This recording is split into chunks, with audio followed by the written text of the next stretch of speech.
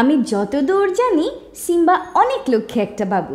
যখন আমরা কোনো একটা কথা এরকম বলতে চাই যত দূর দিয়ে, তখন আমরা আমাদের ইংরেজি বাক্যগুলোকে কিভাবে বানাতে পারি? চলুন আজকে আমরা এটাকে শিখে নিই। সো যত দূরের জন্য আমরা ব্যবহার করি অ্যাজ ফর অ্যাজ, যত দূর অ্যাজ ফর অ্যাজ।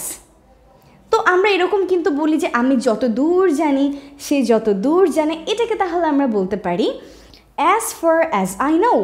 জানা মানে হচ্ছে নো, আমি জানি আই নো। আমি যত দূর জানি as far as I know. Let's try them in some sentences. আমি যত দূর জানি সে একটা ভালো ছেলে। As far as I know he is a nice boy. আমি যত দূর জানি সে সারাদিন পড়ালেখা করে। As far as I know he studies all day long. আমি যত দূর জানি তারা আজ আসবে।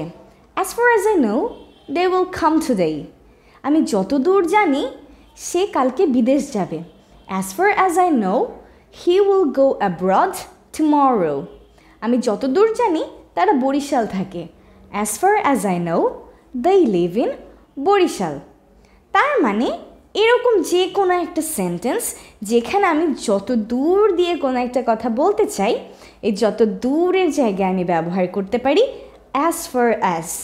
নো মানে জানা, আমি জানি আই নো। আমি যত দূর জানি as far as I no.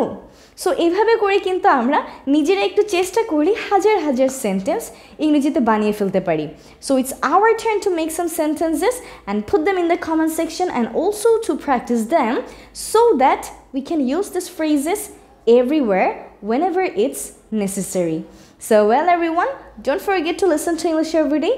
Don't forget to try to speak in English every day too, because these two things are really important and I almost remind you these 2 points every time.